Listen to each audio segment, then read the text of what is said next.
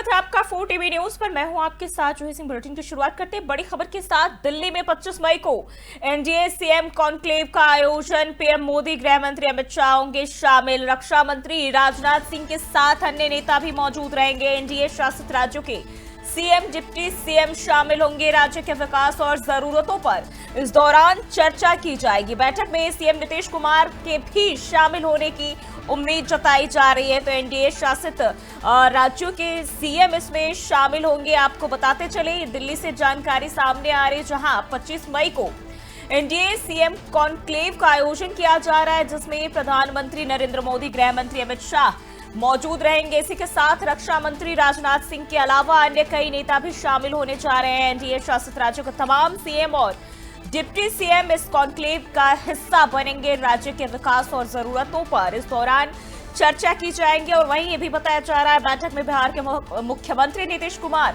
भी शामिल हो सकते हैं।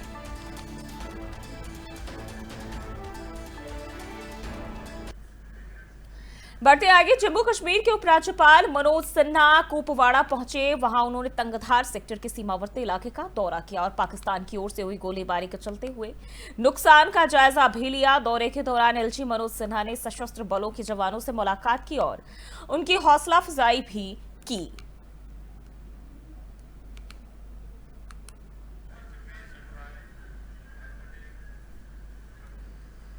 बढ़ते आगे, जम्मू कश्मीर के उपराज्यपाल मनोज सिन्हा कुपवाड़ा में जवानों से बातचीत के दौरान पाकिस्तान पर जमकर बरसे। उन्होंने कहा कि भारत कभी युद्ध का पक्षधर नहीं रहा, लेकिन जब जब जरूरत पड़ी हमारी सेना ने ऐसा जवाब दिया कि दुनिया ने उसकी बहादुरी को सलाम किया। एलजी सिन्हा ने कहा कि पाकिस्तान में ऐसा कुछ भी नहीं है जो भारतीय सेना की पहुंच से बाहर हो।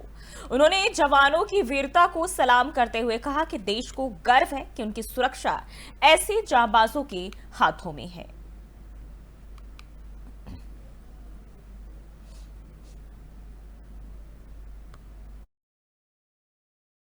हमारी तीनों सेनाओं ने समन्वय के साथ मिलकर के जवाब दिया। पूरी दुनिया ने देखा है भारतीय सेनाओं की बहादुरी को, और तब वो पूरी दुनिया में घूम घूम करके गुहार लगाना शुरू किया उसने। इस बार हम नस्तनाबूद हो सकते हैं, इसलिए बीच बचाव किया जाए। 10 को आप सब जानते हैं, 3:35 के आसपास 2 घंटा पहले ही डीजीएमओ पाकिस्तान ने रिक्वेस्ट किया था भारत के डीजीएमओ से। वो किसी बैठक में थे, 3:35 पर बात हुई। हम युद्ध के समर्थक कभी नहीं है, हम शांति से जीना चाहते हैं। आज दुनिया की हम 5वीं बड़ी अर्थव्यवस्था है और कुछ दिनों में 4थी बड़ी अर्थव्यवस्था बनना चाहते हैं। हम एक विकसित भारत का सपना लेकर के चल रहे हैं। लेकिन और वहीं जयपुर दौरे पर संघ प्रमुख मोहन भागवत ऑपरेशन सिंदूर पर पहली बार बोले। संघ प्रमुख, भारत का रहने वाला हूं, भारत की बात सुनाता हूं। देशभक्ति से ओतप्रोत संघ प्रमुख का दिखा अंदाज। भारत ने हमेशा दूसरे राष्ट्रों की मदद की है। संघ प्रमुख मोहन भागवत ने बयान दिया और कहा, भारत किसी से शत्रुता नहीं करता, दुस्साहस पर सबक सिखाने में भी भारत पीछे नहीं हटता है। तो संघ प्रमुख मोहन भागवत जयपुर दौरे पर जो है, जयपुर के आश्रम में संघ प्रमुख मोहन भागवत का ये संबोधन सामने आया और अपने बयान में उन्होंने कहा कि भारत का रहने वाला हूं, भारत की बात सुनाता हूं। वहीं ऑपरेशन सिंदूर पर भी वो पहली बार बोलते नजर आए और देशभक्ति से सराबोर दिखे और उनका ये अंदाज लोगों को काफी पसंद भी आया। देशभक्ति गीत में सैनिकों का जिक्र आते ही मंच पर तालियां भी बजाई गई और उन्होंने कहा कि भारत किसी से शत्रुता या बैर नहीं करता है, लेकिन अगर कोई दुस्साहस करेगा तो सबक सिखाने में भी भारत पीछे नहीं हटता है। भारत ने हमेशा दूसरे राष्ट्रों की मदद की है। हालांकि कुछ देश कभी कभी समय पर विपरीत धाराओं में बहते हैं, फिर भी हम मदद करते हैं क्योंकि हमारे मन में सहयोग का भाव रहता है। हम कई देशों के बड़े भाई हैं, लेकिन बड़े भाई होने का घमंड नहीं करना, बल्कि बड़े भाई का फर्ज निभाना है।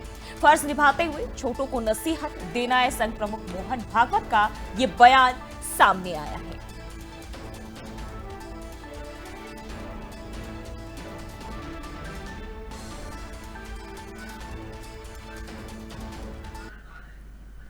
और वहीं दिल्ली से एक और बड़ी खबर सामने आ रही, जहां आम आदमी पार्टी को लगा बड़ा झटका। आपके 13 पार्षदों ने इस्तीफा दिया है। एमसीडी में बागी नेताओं ने अलग गुट बनाया। इंद्रप्रस्थ विकास पार्टी का ऐलान किया गया है बागी नेताओं की तरफ से। आम आदमी पार्टी को यह बड़ा झटका, 13 पार्षदों ने एक साथ पार्टी से इस्तीफा दे दिया है। दिल्ली से ये बड़ी जानकारी आम आदमी पार्टी से जुड़ी हुई, जहां पार्टी को बड़ा झटका लगा है। आपके 13 पार्षदों ने इस्तीफा दे दिया। एमसीडी में बागी नेताओं ने अब अपना अलग गुट बनाया है और एक अलग पार्टी का ऐलान भी कर दिया है, जिसका नाम इंद्रप्रस्थ विकास पार्टी बताया जा रहा है।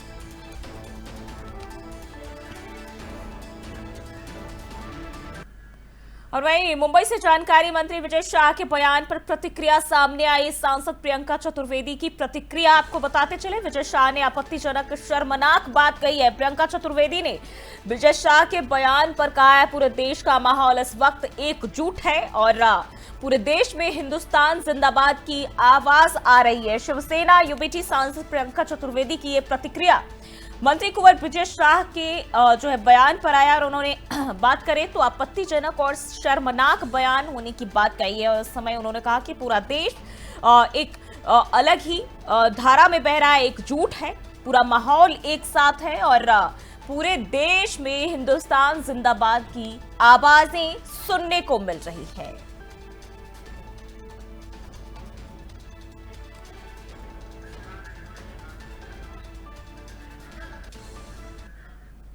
एआईएमआईएम प्रमुख असदुद्दीन ओवैसी का बड़ा बयान, कहा यह किसी पार्टी संबद्धता के बारे में नहीं है। जाने से पहले हम बैठक भी करेंगे। मैं इस जिम्मेदारी को अच्छी तरह से निभाने की कोशिश करूंगा। सर्वदलीय प्रतिनिधिमंडल को लेकर ओवैसी का ये बयान सामने आया है। आपको बताते चले, असदुद्दीन ओवैसी हैदराबाद से ये जानकारी आपको बताते चले, जहां ओवैसी ने ये बयान दिया है और कहा कि यह किसी पार्टी की संबद्धता के बारे में नहीं है और जिस तरीके से अगर उन्हें किसी तरह की जिम्मेदारी सर्वदलीय बैठक से जुड़ी हुई दी जाती है तो पूरी तरह से वो इसका पालन करेंगे। और इसको लेकर उन्होंने कहा कि जब अन्य देशों के दौरे पर ये प्रतिनिधिमंडल जाएंगे तो इसके पहले उन्होंने कहा कि मैं जो है बैठकर बातचीत भी करूंगा, हम सभी बैठकर बातचीत करेंगे। मैं इस जिम्मेदारी को अच्छी तरह से निभाने की पूरी कोशिश करूंगा।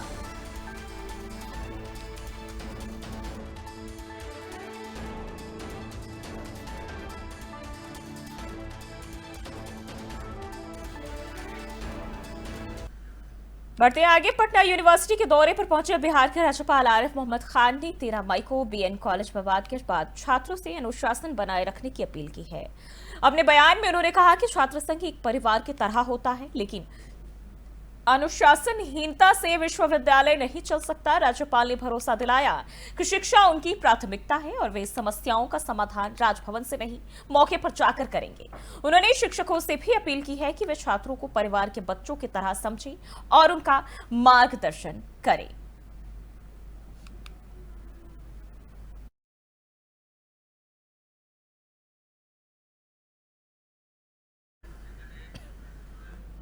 बढ़ते आगे, महाराष्ट्र के उप मुख्यमंत्री एकनाथ शिंदे ने ऑपरेशन सिंदूर और सीमा पर आतंकवाद को लेकर बड़ा बयान दिया है, जिसमें उन्होंने कहा कि भारत की आतंकवाद के खिलाफ जीरो टॉलरेंस की नीति है और इसको लेकर सर्वदलीय प्रतिनिधिमंडल कई देशों का दौरा करेगा। उन्होंने बताया कि श्रीकांत शिंदे को भी इसमें जिम्मेदारी दी गई है। एकनाथ शिंदे ने कहा कि पाकिस्तान आतंकवाद को पालने वाला देश है, लेकिन हमारे सैनिकों ने सिर्फ आतंकी ठिकानों को ही निशाना बनाया और यह प्रतिनिधिमंडल पूरी दुनिया के सामने भारत की स्पष्ट भूमिका पेश करेगा। डॉक्टर श्रीकांत शिंदे, इनका भी उसमें सहभाग दिया है और उनको भी जिम्मेदारी दी है। ये हमारे लिए बहुत बड़ी बात है। ये दहशतवाद के खिलाफ जीरो टॉलरेंस, ये जो कई देशों में हमारे जो डेलीगेशन है वो जाएंगे, भारत की भूमिका को समझाएंगे और भारत एक जिम्मेदार देश है। भारत आतंकवाद के खिलाफ है। पाकिस्तान ये आतंकवादी को पालने वाला, पोसने वाला, आगे बढ़ाने वाला एक देश है। इसका असली चेहरा ये पहलगाम के हमले के बाद सिंदूर, ऑपरेशन सिंदूर के माध्यम से दुनिया के सामने आया है, उसका नकाब उतारा गया है और इसलिए डॉक्टर श्रीकांत शिंदे इनका भी उसमें सहभाग दिया है और उनको भी जिम्मेदारी दी है। ये हमारे लिए बहुत बड़ी बात है। ये दहशतवाद के खिलाफ जीरो टॉलरेंस, ये जो और ऑपरेशन सिंदूर को लेकर असम के मुख्यमंत्री हिमंत बिस्वा शर्मा ने बड़ा आरोप लगाया है और उन्होंने कहा कि प्रतिनिधिमंडल का उद्देश्य पाकिस्तान को अंतर्राष्ट्रीय मंच पर बेनकाब करना है। लेकिन कांग्रेस के असम से एक सांसद ने कभी पाकिस्तान की आलोचना नहीं की। शर्मा ने दावा किया कि उस सांसद की पत्नी को पाकिस्तानी एनजीओ से 2 साल तक फंडिंग मिली, जिसका आईएसआई से सीधा संबंध है। साथ ही उन्होंने सवाल उठाया कि जो खुद पाकिस्तान से जुड़ा हो वो उसे दुनिया के सामने कैसे बेनकाब करेगा। और इसी आधार पर शर्मा ने राहुल गांधी से अनुरोध किया कि उस सांसद को प्रतिनिधिमंडल से बाहर ही रखा जाए।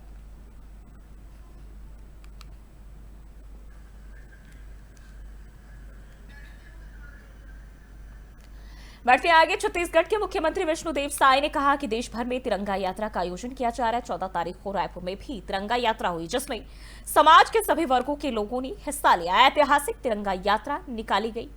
जिलों और पंचायतों में भी तिरंगा यात्रा का आयोजन किया जा रहा है और अब प्रदेश में पंचायत में तिरंगा यात्रा लगातार है और हम अपने विधानसभा क्षेत्र की पंचायत में भी तिरंगा यात्रा में हिस्सा लेंगे। हाँ, भी राष्ट्रीय सुरक्षा को लेकर तिरंगा यात्रा का आयोजन हो रहा है और 14 तारीख को यहाँ पर हुआ रायपुर में, जिसमें सभी वर्ग के लोग और साधु संत, रिटायर्ड आर्मी और ऐतिहासिक तिरंगा यात्रा हुआ। अब वो जिला में और पंचायतों में भी होने वाला है। तो आज प्रदेश में पंचायतों में तिरंगा यात्रा का आयोजन है। तो हम अपने विधानसभा क्षेत्र में कुनकुरी के चरैडांड ग्राम पंचायत में तिरंगा। बढ़ते आगे, केंद्रीय मंत्री ज्योतिरादित्य सिंधिया ने भारतीय पर्यटकों और व्यापारियों के द्वारा तुर्की और अजरबैजान का बहिष्कार किए जाने पर बयान दिया और कहा, यह देश की जनता का भावनात्मक फैसला है और मैं देश की जनता के सामने नतमस्तक हूं। राष्ट्रीय भावनाओं को आहत किया गया है और देश के नागरिकों ने स्वेच्छा से यह निर्णय लिया है। राष्ट्र सर्वोपरि है, राष्ट्रीय हित और राष्ट्र की सुरक्षा से कोई समझौता नहीं किया जाएगा। तो ये ज्योतिरादित्य सिंधिया ने बयान दिया और कहा कि जिस तरीके से लोगों में आक्रोश है, ये उनकी खुद की भावना है और इस पर कोई कुछ भी नहीं कर सकता है। जो भी फैसला लिया गया है वो जनता ने खुद लिया है। देश की जनता का एक भावुक निर्णय है और मैं देश की जनता के समक्ष नतमस्तक होता हूं, क्योंकि जिन शक्तियों ने ऐसे आतंकवाद का साथ दिया हो और इस युद्ध में पाकिस्तान का साथ दिया हो, राष्ट्र भावना अर्पित हुई है, जागरूक हुई है और स्वेच्छा से देश के नागरिकों ने ये निर्णय लिया है और देश के नागरिकों को मैं प्रणाम करता हूं कि राष्ट्र सर्वप्रिय है और राष्ट्र हित में और राष्ट्र की सुरक्षा में कोई भी। बढ़ते आगे, भोपाल में मुख्यमंत्री मोहन यादव ने प्रस्तावित महानगर क्षेत्र के गठन को लेकर अहम बैठक की। बैठक में नगरीय विकास विभाग और अन्य संबंधित विभागों के अधिकारी मौजूद रहे। मुख्यमंत्री ने जनसंख्या, आधारभूत ढांचे और विकास की संभावनाओं को ध्यान में रखते हुए ठोस कार्य योजना बनाने के निर्देश दिए हैं।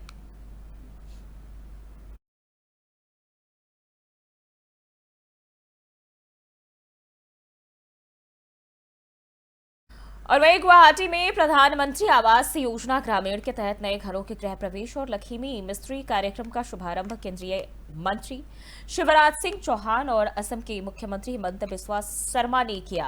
केंद्रीय मंत्री शिवराज सिंह चौहान ने कहा कि असम के विकास में कोई कसर नहीं छोड़ी जाएगी और उन्होंने पीएम विश्वकर्मा योजना, मुद्रा योजनाओं और स्वयं सहायता समूहों के माध्यम से गरीबी उन्मूलन के प्रयासों पर विशेष जोर दिया और यह पहल क्षेत्र के सामाजिक आर्थिक विकास में नई उम्मीदें जगाएंगी। आज मैं एक उपलब्धि के लिए ये आपका काम बोल रहा है और काम का सबसे बड़ा प्रमाण देती है तो जनता जनार्दन देती है। अभी पिछले दिनों पंचायत के चुनाव में जो परिणाम आए हैं वो ये बता रहे हैं कि आसाम की जनता आपके साथ है, आपके काम से प्रसन्न है और आसाम लगातार आगे बढ़ता जा रहा है विकसित भारत के लिए, विकसित आसाम और उसके लिए विकसित गांव भी। एक और मेरे दिमाग में है कि हम एक गांव में कौन कौन सी चीजें आप सब चीजें कर रहे हैं। आपने प्रधानमंत्री ग्रामीण आवास के क्लस्टर भी बनाए, वहां जल जीवन मिशन, वहां सड़कें, वहां अमृत सरोवर रंजीत दावी बता रहे, सारा इंतजाम कर रहे हैं। तो एक संपूर्ण विकसित गांव कैसे, आज मैं एक उपलब्धि के लिए बढ़ते आगे, दिल्ली में तेज हवाओं के कारण अशोकनगर मेट्रो स्टेशन का शेड क्षतिग्रस्त हो गया। रेलवे अधिकारियों ने बताया कि हादसे में कोई घायल नहीं हुआ है। मेट्रो सेवा में अस्थायी व्यवधान हुआ लेकिन मरम्मत कार्य तुरंत शुरू किया गया। यात्रियों को असुविधा का सामना करना पड़ा पर मेट्रो संचालन जो है वो बताया जा रहा है कि जल्द ही सामान्य हो जाएगा। प्रशासन ने सुरक्षा को प्राथमिकता देने की बात कही है।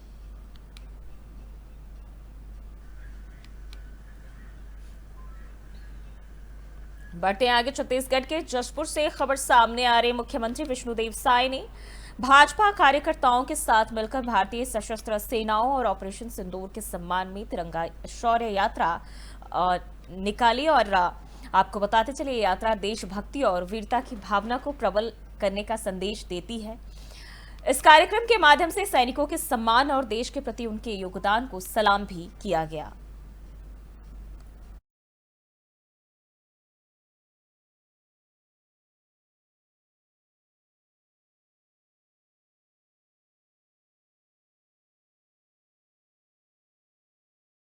भोपाल के अशोका गार्डन इलाके में एक परिवार पर हथौड़े से जानलेवा हमला किया गया और इस हमले में बुर्का पहने एक महिला भी शामिल थी। सेम अस्पताल के संचालक आजम हफीज खान ने बताया कि हमला कब्जे के विवाद को लेकर हुआ है। हाई कोर्ट में उनका केस भी जीतने के बाद उन्हें धमकियां तक मिल रही हैं। आजम हफीज ने पुलिस सुरक्षा की मांग की है और कहा कि उनकी जान को खतरा है। प्रशासन से तुरंत कार्रवाई की उम्मीद जताई है।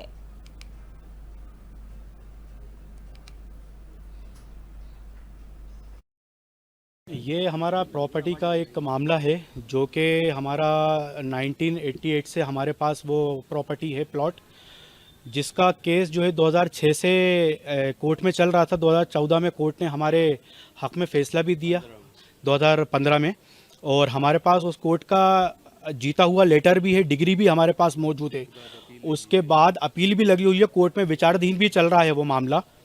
उसके बाद भी शेख अकरम द्वारा 15 मई को तकरीबन 1:45 बजे मेरे घर पे आकर मेरे वो प्रॉपर्टी पे तोड़ने की उसको कोशिश की गई, ढहाने की कोशिश करी गई।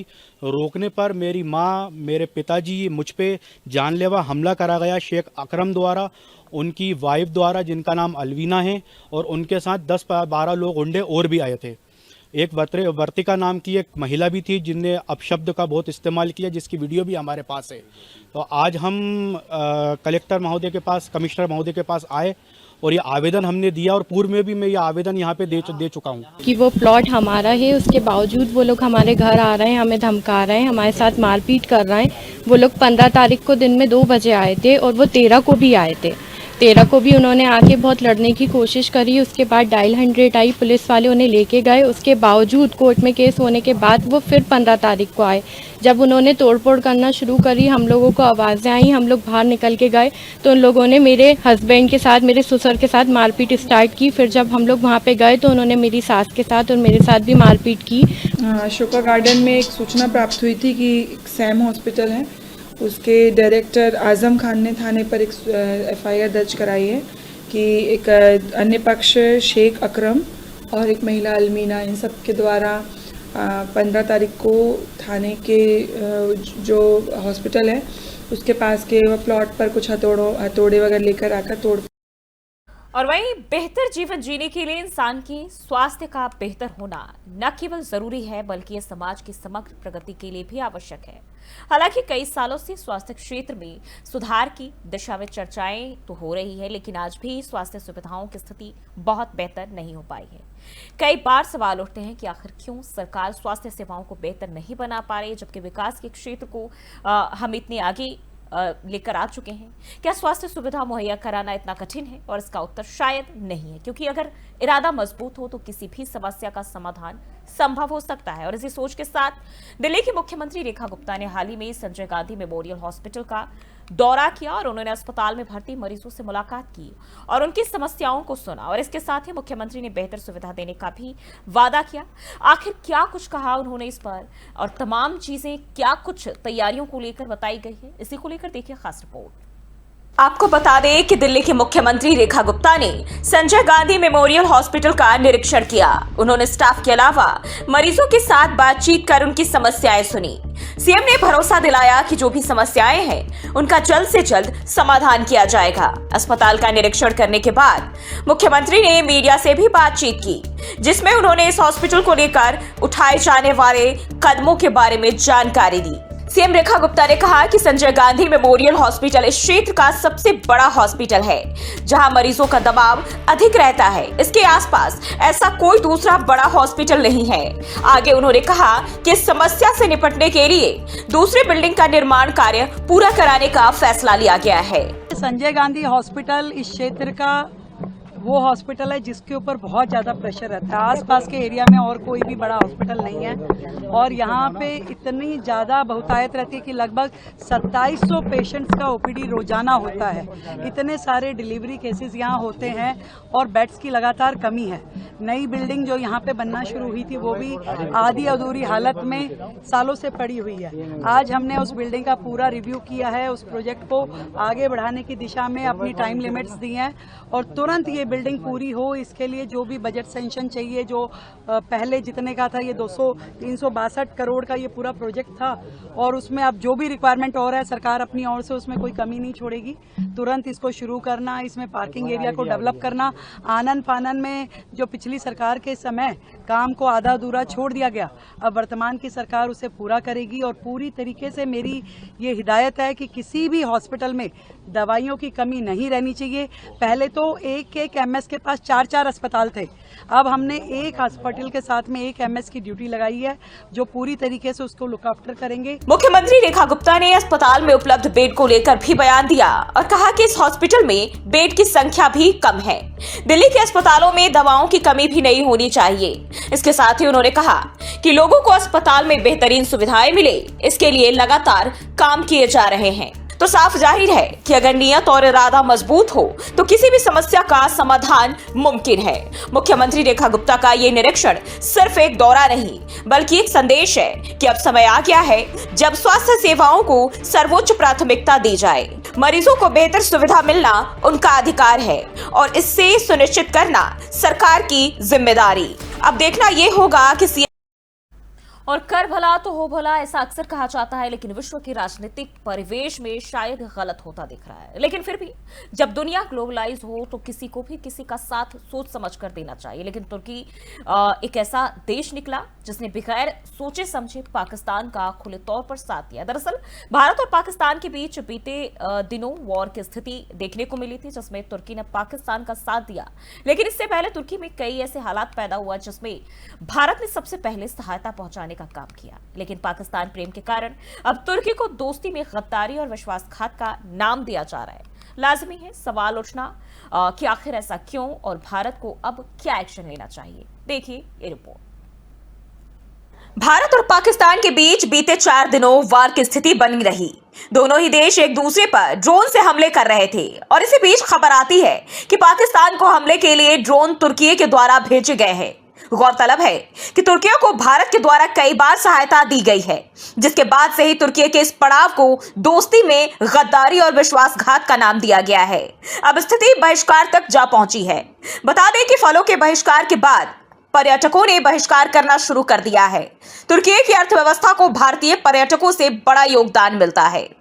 इसी बीच सैकड़ों भारतीय ने तुर्की और अजरबैजान की यात्रा रद्द कर दी है। इस बारे में मिली जानकारी के मुताबिक लगभग 6 दिनों में ही भारत की ओर से 50% से ज्यादा बुकिंग कैंसिल हो गई।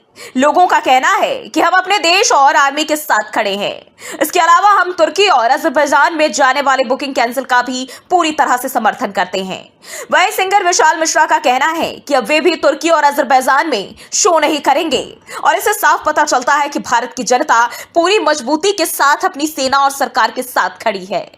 वह इस मामले में बढ़ते विवाद के बाद तुर्की के डिपार्टमेंट ऑफ टूरिज्म अंकारा की तरफ से सफाई दी जाने लगी है कि हमारी जनता को इसके बारे में पता नहीं था कि भारत और तुर्की के बीच आखिर क्या चल रहा है। यह बेहद ही हास्यास्पद है कि एक देश की सरकार इतने बड़े युद्ध में शामिल होने जा रही है और देश की जनता को इसके बारे में पता नहीं।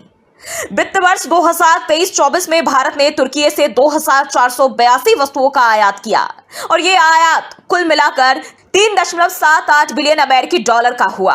भारत के द्वारा तुर्की से कई चीजें आयात किए गए। इनमें नमक और प्लास्टरिंग सामग्री 235 मिलियन अमेरिकी डॉलर, खनिज ईंधन और तेल 1.8 बिलियन अमेरिकी डॉलर, परमाणु रिएक्टर और पुर्जे 311 मिलियन अमेरिकी डॉलर, प्राकृतिक और कीमती मोती 132 मिलियन अमेरिकी डॉलर, पशु उत्पाद 149 मिलियन अमेरिकी डॉलर आदि शामिल है। और अगर भारत ट्रेड पर रोक लगाता है तो इसका तुर्की पर गहरा प्रभाव पड़ सकता है। जबकि युद्ध के हालात के दौरान तुर्की के सोंगर ड्रोन की काफी चर्चा हुई थी कि तुर्की ने पाकिस्तान को सोंगर ड्रोन्स भेजे हैं। और अगर इस ड्रोन के बारे में बात करें तो आपको बताते चले, ये ड्रोन एक प्रकार का सस्ता ड्रोन है जिसमें 4 रोटर लगे हैं।